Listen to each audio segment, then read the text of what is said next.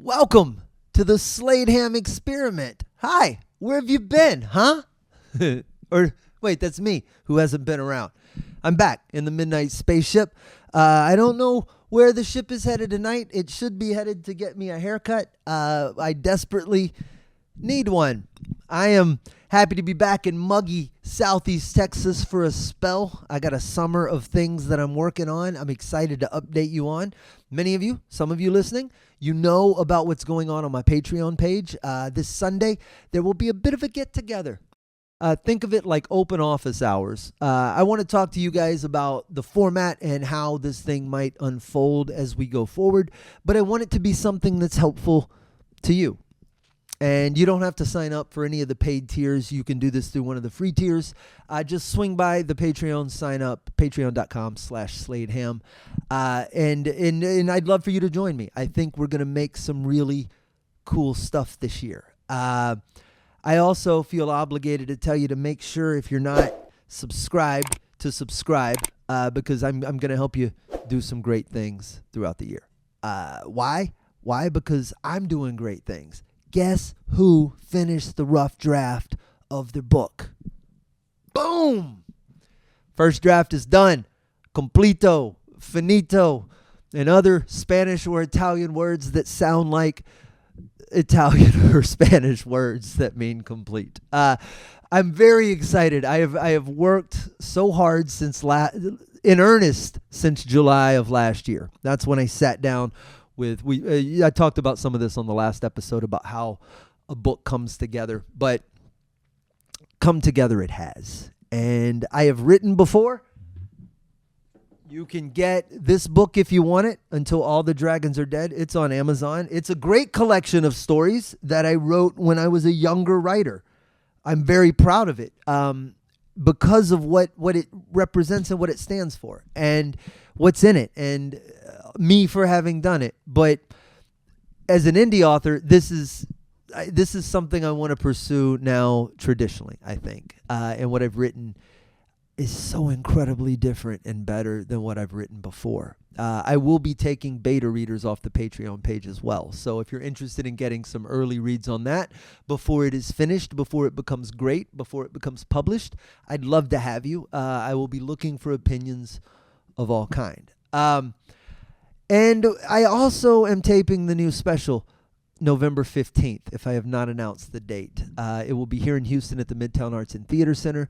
There's going to be a small Kickstarter for that as well. So start thinking about some things that you might want. I'll be happy to add them to the rewards list. But mainly, that Patreon page I'm excited about. Think of it like office hours, an open door policy with Professor Slade. I know a thing or two about finishing stuff. I also want to show you, here's some of the stuff I'm working on. I was in Canada for 2 weeks just recently. This year has been busy. I went from a terrible last year. I think I've said this before. 2024 might have been the worst year of my life professionally. And that's on a scale with 2020. So I when that happens, I turtle up, hence some of the disappearance. I turtle up and I solve the problem. Problems are solved. I spent part of this year earlier traveling through Croatia and Slovenia. I went up to Canada. I did 2 weeks there where I got some of the best work, arguably the foundational 40 minutes of this new set down. Not all of it's going to make it. Some of the stuff was specifically Canadian because I was having fun. But I think there's a 30-minute chunk that is what I was looking for. And I'm revisiting some things with a different eye and a more mature voice and certainly new punchlines, if not pure punchlines to begin with. All these restaurants, all the food is brown. Everything in there is just fucking fried and brown. How did you make brown broccoli? I don't even understand. How is everything in this restaurant brown? The building is brown, the broccoli is brown, everyone making the food is brown. Every single thing. And they have a chocolate fountain. If you eat out of a chocolate fountain, you're a dirty, dirty sumbitch. I don't know if you know how these chocolate fountains work, but there is no river of chocolate. There is no fresh spring coming up through. It is the same chocolate that just goes up and down and over the kid's arm and back and onto your strawberry. So I'm in one of these restaurants. I'm a little high. I'm watching this woman, and she is the largest. I've never seen a bigger person in my whole life. Some of you are like, you're being mean. I've seen big people. No, the biggest person. This woman weighed 1,000 pounds. This is not an exaggeration for the joke. She weighed she had a comma.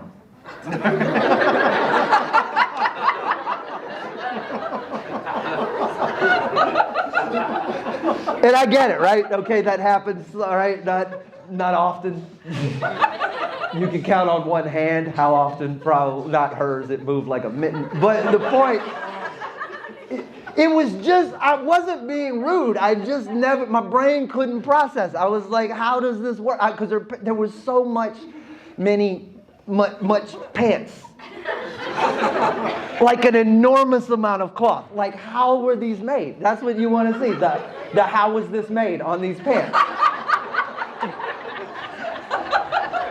You're like, did this happen in a shipyard? If this was an 80s PE class, there would be. And also, I'm back on some cruise ships. I know. Are you shocked? After my hellish stretch of prison time with Carnival, the worst experiences of my life on some of those ships. I had to sit down and quiz myself about what was really so bad about them, why I'm so closed off to them. And really, it's only a couple of things. One, the repetition of the routes that I was getting. No one wants to go to Long Beach, ever. No one wants to go to Ensenada, Mexico, ever. That was a big part of it. I wasn't getting to see the places and add to my country count the way I wanted to, so it lost some of its incentive. Two, the shows were pretty miserable on the ships I was doing. I had some very good ones, but I had some very terrible ones, mainly because they were 3-day cruises full of drunk people who wanted to sail for $20 a night or whatever it was. So if the shows aren't enjoyable and the travel is not enjoyable and they're making me stay in a prison cell that you wouldn't keep a prison person in, have I shown you pictures of what it looks like to sleep on a Carnival cruise ship? Yeah. This is not Abu Ghraib. And then I also saw how many people went out to the ships and their creative growth stopped. No evolution. Everything atrophied. They just, whatever set they got on the ships with, that was their life and their show. And they did it over and over and over. And they made nothing new. And I just watched that line that had been sizzling shrivel up and die. And I mean 50, 60 different people I know in the comedy business. Same end. So I don't want to be part of such indentured servitude, especially if the risk is there that I might fall into the same repetition and the same lack of growth. Easier for me to walk away and find a different way to pay my bills than subject myself to that terror. So I had to quiz myself. Why am I so against it? Is it just those things? Because if it's just those things, those might be solvable. Hey, Google, stop. I have an alarm set for almost no reason whatsoever. If those are the things, I should be able to solve for them, right? The quarters. Why can't I just work a cruise line that doesn't treat you like crew, that treats you like a passenger? Well, you can. What about routes that are different than that same shitty West Coast dirty California Mexican run? Well, there are. I spent the last 2 weeks in the Virgin Islands. It's kind of cool. And then there's the atrophy. I just did 14 shows on a ship, working with a fantastic... You ever make a friend instantly like that? Andrew Kennedy, talking to you, buddy. What a blissful week. Him and this trio of country musicians, and then these two old Argentinian comic cats, just legendary dudes out in Vegas. And I just got to hang out with some real artists for the week, and I got some real work done. Me and my friend punched jokes up for each other. We wrote over the course of the week. We pushed each other to experiment. Qatar's gonna give Trump a plane? Are you out of your mind? Would you take that plane? Are you crazy? Qatar, they're giving me a plane. It's a great plane. Some people say it's the best plane. I've been to Qatar. I haven't been, but I watched Aladdin. It's a good movie. I watched Aladdin. It was the antithesis of my prior experiences. And, of course, the quarters were better. Yes. So I am happy. I got home early this morning. I was able to jump on a standby flight that got me in. I was in Houston by 10 a.m. this morning. My whole day was mine. I've been quite productive. I flew back I talk about my book, and I'm like, will people read this kind of stuff? Is there an audience for what I'm even writing? I flew back next to these two women who were both reading romance novels of some sort. One, based on the title, called The Maid's Secret, I can only assume was a smutty maid book. These are middle-aged women, upper middle-aged. I don't know I don't try to guess a woman's age, but they were wrinkling. The other woman, I don't like to spy on people, but once I saw that lady reading the maid's book, and then this woman, I wouldn't have spied on her. She was reading on her phone. I wouldn't have spied on her at all, except I had to keep looking over at her because she kept putting her fat elbow on the armrest. She's in the middle of the seat. It's her armrest. But United still flies these vehicles of antiquity with these small 240 DPI crap screens. And I turn the screens off. I'm screened out. I have all the notifications off on my phone. I haven't been going on social. I don't watch ads. I am just blocking all the eye rape that hits me every single day. So I turn my screen off. And you have to do it on these dumb United armrests by pressing. It's antagonistic the way you have to do it. You press the down button on the brightness, and it ticks. It doesn't just go down. It's like a water clock. I can't even explain it. It's the slowest process. You have to mash the button hard because it's an old haptic button. And this lady keeps sticking her big ass elbow on the bright button, so it keeps turning my screen back on. And then I have to fiddle with it and press her like I'm pressing her elbow to let her know, hey lady, your weight keeps turning on my TV. So I have to keep looking over at her, and she's got her phone up. And she's reading, I think werewolf porn is the only way I know how to describe it.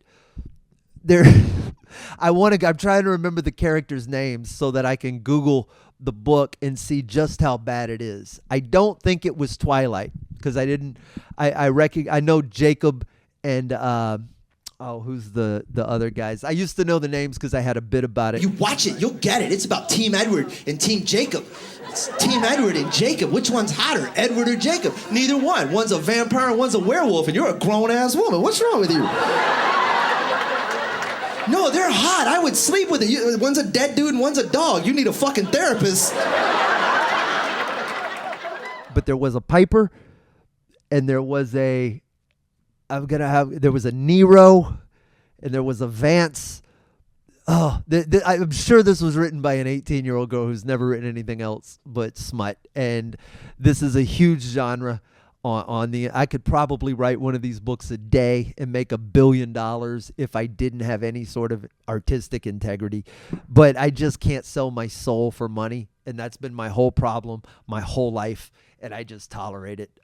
Anyway, that was the only hiccup in almost an entire week of blissful, creative, artistic, adventurous fun. I got some sun. I got to get in some blue water. I got some work done. The rough draft of my book is done. I'll have beta readers off of the Patreon very soon. I'll be helping you guys with your projects very soon. If you're on the Patreon, that's salon / get together / office hours / workshop / everything all in one meeting. It'll be led by me on Sunday, and I will have information on the Patreon. Of course, we're shooting for 7 o'clock Central Time. I will have a Zoom link and all the information about that. But try and block off a little bit of your evening. You don't have to stay for the whole time. I kind of want to pick some brains and see what we can do in a way that's helpful to you. Because I have been very closed off from the world for the last 6 to 8 to 9 months, working on my projects, getting ready for this special, working on this material, writing this new book, and finishing the draft, and trying to make all of that make sense in my head. And I just haven't had time to talk to people or communicate with anyone that wasn't helping me. That's where I've been for the last year. If you weren't giving me work or giving me a lead or helping me out, I'm sorry. I just didn't have time to return your phone calls. But I am trying to offset that now by throwing myself wholeheartedly, at least occasionally, and with regularity, into your projects. I want to share some time with you and share what I've learned and what I've known and what I can now say is fact about creating things. I know how to get something from nothing to a book or a special. I know how to get it out of your head. So join me, patreon.com/SladeHam. There is a car alarm going off that you guys cannot hear, but it is incessant and in my ear, and it will probably bring this episode to a close early. Thanks for sticking around. Like, subscribe, comment, share. If you can go by Reddit and drop my special or a clip, that would help immensely. Anything at all for the visibility. Starting with my birthday at the end of May, I'm very likely to do a daily social media attack of some sort as I revisit what I'm doing this summer leading up to the special. So join me in all things, and I'll keep you updated in all things, and together we will all make things. So see you soon.